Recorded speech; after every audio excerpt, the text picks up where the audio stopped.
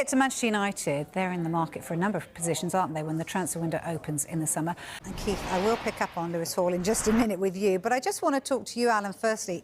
Does it feel like Manchester United are back at the top table, or indeed did they ever leave, but they've got a bit more bargaining power to get in the best players? They definitely left the top table for a period. There's no doubt about that. Even with the history that they had, it was looking like, you know, they was on a downward spiral. I mean, when Amorim left, to say, if they'd have asked me to go in there and say, you know, you've got to get us Champions League football, I said, I think that's highly unlikely with what I've got here. Michael Carrick has done an unbelievable job. And Steve in there, the coach, they've done they've got that turned around. They've had tremendous results. And Michael will be feeling it now. And just listening to those transfer rumours, will he be part of the conversation? I'm guessing he will be because of the success he's had. If he hadn't had success, he might not have been part of those conversations. So if he's got gets his hands and paws on the decision, I would suggest you would look for somebody perhaps like himself, which would make sense. Yeah. Because that creative, cultural kind of player that he was, first touch, opening up the pitch, etc., will be massively important for United. I see them Friday night, and Manu and Casemiro were excellent. I'm not exactly sure what Manu is at the moment. I think he's still trying to find his way. But if you looked at a couple of them options there, Tonali for sure would get in that team. But he'd get that team as a number 8. Anderson, I slightly disagree with the reporter there in that I think he's a 6. He's the top interceptor in the Premier League by some distance. He reads the game so well. He was brilliant for Spurs on Sunday. So, you know, they are the type of players that that would fit that Man United model. With Casemiro going, there's an opportunity for somebody, and I'm just so really proud of Michael and what he's done there. It's remarkable, the position they're in with 8 games to go, or 7, whatever it is. Yeah, and if there was ever a question about Manchester United's pulling power, it was answered last summer. I mean, I'm obviously talking about Newcastle because I feel like I'm qualified to talk about it. They went for Brian Mbeumo. He chose Manchester United. They liked Matthias Cunha. He went to Manchester United. They got all the way down the line with Benjamin Sesko. He went to Manchester United without Champions League football, and Newcastle had that. So they still do have that pulling power. So it's going to be really interesting to see what they do this summer when they potentially have Champions League football in the locker as well. And it's amazing to see all these players, young players, you know, who Manchester United might not have been we thought might not have been a huge thing for them as it came through the ranks. Clearly they are, and that is why they chose to go there last summer, and they're probably going to get Champions League football next season. Well, probably. It looks nailed on, doesn't it? Because the other teams don't seem to want it. With all the defeats that Liverpool and Chelsea are picking up, they look nailed on for third place, don't they, in Champions League? Man United are always going to be top of an agenda because of the status of the football club. But that doesn't mean to say that if they hadn't made Champions League football, that would slowly dissipate, and it would. It would.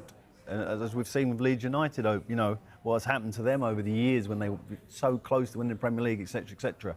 I think Man United have got themselves in an excellent position.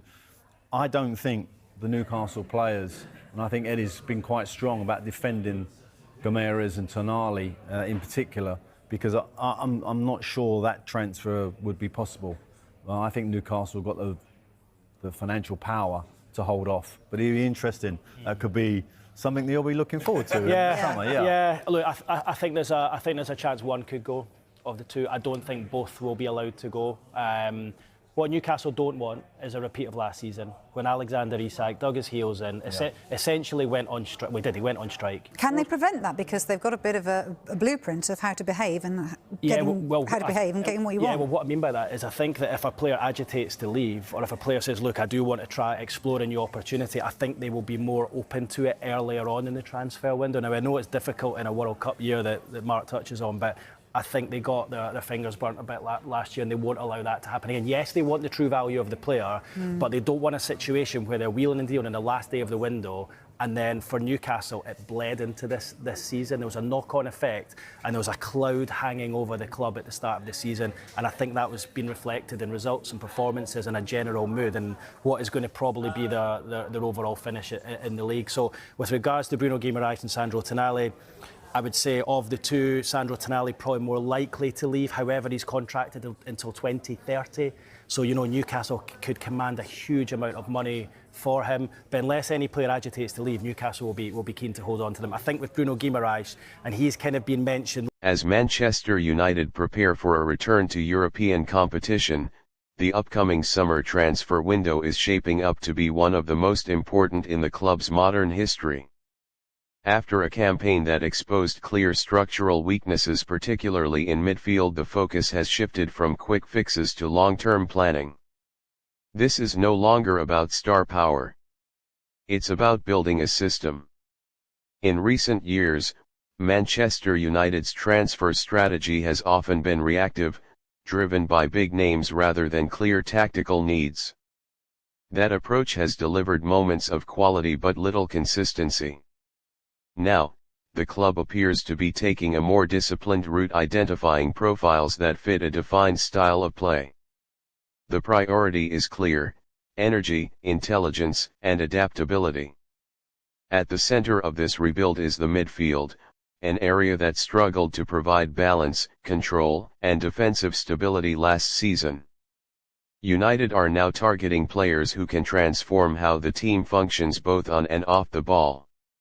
Among the leading names are Carlos Baleba of Brighton and Hove Albion and Elliot Anderson.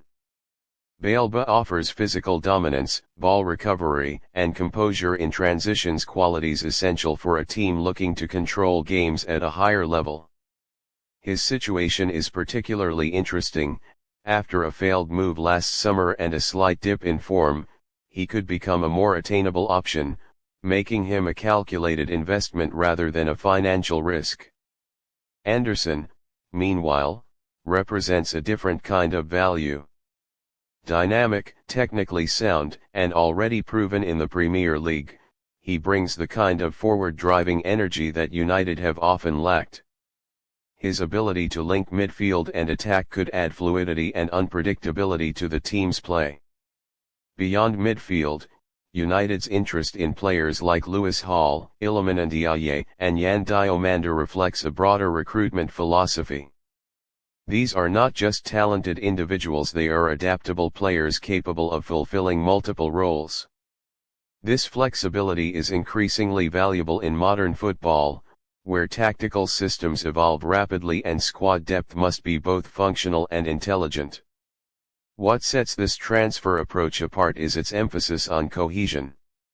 Manchester United are not simply adding players, they are constructing a framework. Each signing is expected to contribute to a collective identity built on pressing, movement, and technical precision. This is a significant cultural shift. It suggests a club that is no longer chasing instant success, but instead laying the groundwork for sustained competitiveness. With European football returning, the stakes are higher than ever. The demands of competing on multiple fronts will test the depth, structure, and resilience of the squad. If United can successfully execute their transfer plans, securing the right profiles and integrating them effectively, the summer could mark the beginning of a new chapter, one defined by clarity, purpose, and a renewed sense of direction. Manchester United's transfer strategy signals more than just a rebuild, it signals a transformation. By focusing on midfield reinforcements, prioritizing versatility, and committing to a long-term vision, the club is attempting to redefine its identity. The success of this approach will ultimately be judged on the pitch. But for the first time in years, there is a clear sense that Manchester United are not just reacting to problems, they are planning for the future. And if they get it right, this could be the summer that changes everything.